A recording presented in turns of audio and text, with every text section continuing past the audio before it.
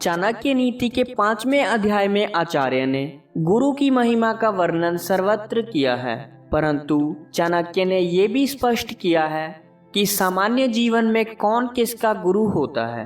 उनका कहना है कि स्त्रियों का गुरु उनका पति, गृहस्थ का गुरु अतिथि, ब्राह्मण, क्षत्रिय और वैश्य का गुरु अग्नि अर्थात अग्निहोत्र है और चारों वर्णों का गुरु ब्राह्मण होता है। जिस प्रकार सोने की परीक्षा उसे कसौटी पर घिसाकर और आग में तपाकर की जाती है, उसी प्रकार मनुष्य कितना श्रेष्ठ है इसकी पहचान भी इन्हीं बातों से की जाती है।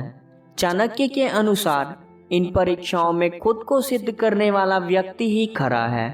उसकी सज्जनता, उसका चरित्र, उसके गुण और उसका व्यवहार उसके खरेपन की पुष्टि करता है।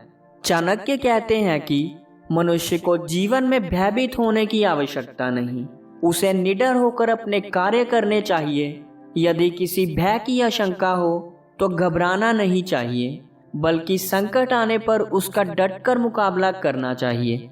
आचार्य कहते हैं कि ये बिल्कुल भी आवश्यक नहीं कि एक ही माता पिता से उत्पन्न होने वाली संतान एक ही प्रकार के स्वभाव की हो। सब में अलग अलग गुण होते हैं। यह वैयक्तिक भिन्नता ही तो प्रकृति का विशेष गुण है।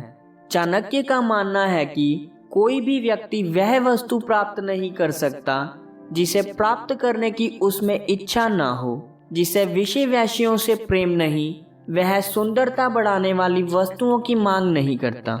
जो व्यक्ति बिना किसी लाग लपेट के स्पष्ट बात करता है, वह कपटी नहीं होता। विद्या अभ्यास से प्राप्त होती है और आलस से नष्ट हो जाती है। दूसरों के हाथ में दिया हुआ धन वापस मिलना कठिन होता है। चाणक्य कहते हैं कि दान देने से धन घटता नहीं, बल्कि दानदाता की दरिद्रता को समाप्त करता है। सद्बुद्धि द्वारा मूर्खता नष्ट की जा सकती है और मन में सकारात्मक विचारों से भय समाप्त होता है। मनुष्य में अनेक ऐसे दोष होते हैं जिनसे उसे अनेकों कष्ट उठाने पड़ते हैं। मोह और क्रोध के समान स्वयं को नष्ट करने वाला कोई शत्रु नहीं। चाणक्य का कहना है कि क्रोध व्यक्ति को हर समय जलाता है। मनुष्य जो कर्म करता है, अच्छा या फिर बुरा, उसका फल उसे अकेले ही भोगना पड़ता है। वह अकेला ही इस संसार में जन्म लेता है और अकेला ही मरता है। स्वर्ग अथवा नरक में भी वह अकेला ही जाता है। केवल कर्म ही है जो उसके साथ जाते हैं।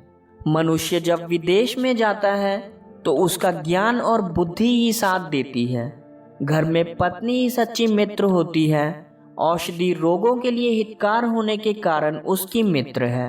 मृत्यु के बाद जब संसार की कोई वस्तु या व्यक्ति मनुष्य का साथ नहीं देता, उस समय धर्म ही व्यक्ति का मित्र होता है। चाणक्य का कहना है कि वर्षा के जल से श्रेष्ठ कोई दूसरा जल नहीं और व्यक्ति का आत्मबल ही उसका सबसे बड़ा बल है। मनुष्य का तेज उसकी आंखें हैं और उसकी सबसे प्रिय वस्तु है अन्न। संसार में कोई भी व्यक्ति अपनी स्थिति से संतुष्ट नहीं है। जो पास में नहीं है उसी की चाह प्रत्येक व्यक्ति करता है। निर्धन धन चाहता है और पशु वाणी।